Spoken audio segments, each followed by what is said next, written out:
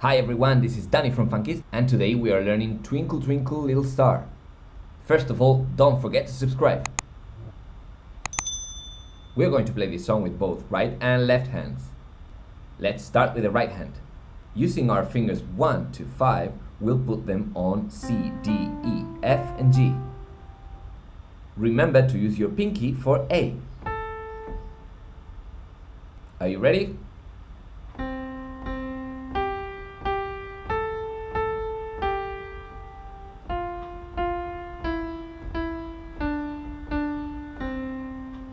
Now for the left hand, we only play 2 notes at a time with fingers 5 and 1, so thumb and the pinky.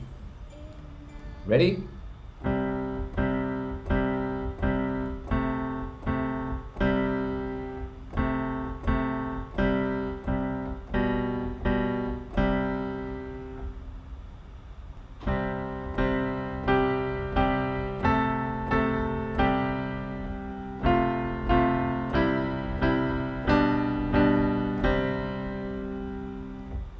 That was Twinkle Twinkle Little Star.